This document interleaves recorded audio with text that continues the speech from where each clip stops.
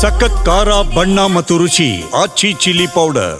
ನಮ್ಮ ಗಿಲ್ಲಿ ಗೆದ್ದು ಬೀಗಿದ್ದಾರೆ. ನನ್ನ ಜೊತೆ ಗಿಲ್ಲಿ ಇದ್ದಾರೆ, ಮಾತಾಡ್ತಾ ಹೋಗ್ತೀರಿ. ಗಿಲ್ಲಿ, ಇದೇನ್ ಗಿಲ್ಲಿ ಜಾತ್ರೆ? ನನಗೂ ಗೊತ್ತಿಲ್ಲ ಮೇಡಮ್, ಸತ್ಯವಾಗ್ಲೂ ಎಕ್ಸ್ಪೆಕ್ಟ್ ಮಾಡಿಲ್ಲ. ಪ್ರೀತಿ ಬಗ್ಗೆ ಏನ್ ಹೇಳ್ತೀರಾ ಗಿಲ್ಲಿ? ಅದೇ ಮಾತೆ ಬರೋದಿಲ್ಲ ಒಂದೊಂದು ಟೈಮು. ಪ್ರೀತಿ ಮೇ ಬಿ ಯಾರಿಗೂ ಸಿಕ್ಕಿಲ್ಲ ಗಿಲ್ಲಿ.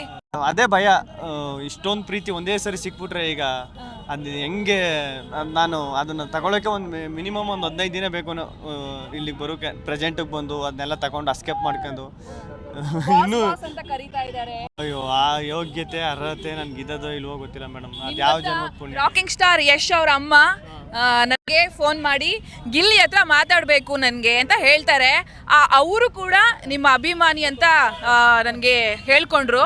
ಸೊ ಅದ್ರ ಬಗ್ಗೆ ಅಯ್ಯೋ ಅದು ನನ್ನ ಪುಣ್ಯ ಮೇಡಮ್. ಅವ್ರ ಬಾಯಲ್ಲಿ ಆ ಥರ ಮಾತು ಬರ್ತದೆ ಅಂದರೆ ಅದಕ್ಕಿಂತ ದೊಡ್ಡದು ಇನ್ನೇನೈತೆ ಮೇಡಮ್. ಓಕೆ, ಸುದೀಪ್ ಸರ್ ಬಗ್ಗೆ ಏನು ಹೇಳಕ್ಕೆ ಇಷ್ಟಪಡ್ತೀರಾ? ಅಯ್ಯೋ ಸುದೀಪ್ ಅಣ್ಣ ಸೂಪರ್ ಮೇಡಮ್. ಅವರು ಸಪೋರ್ಟ್, ಅವ್ರು ತಪ್ಪಾದಾಗ ತಿದ್ದಿ.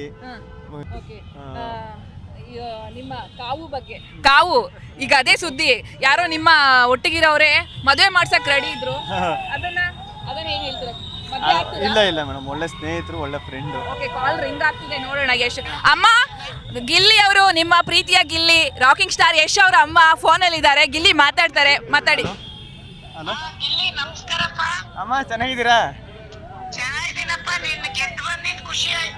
ಥ್ಯಾಂಕ್ ಯು ಅಮ್ಮ.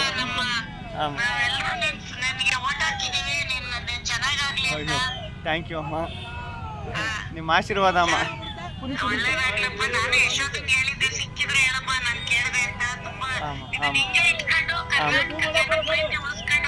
ಹ್ಞೂ ಸರಿ ಅಮ್ಮ.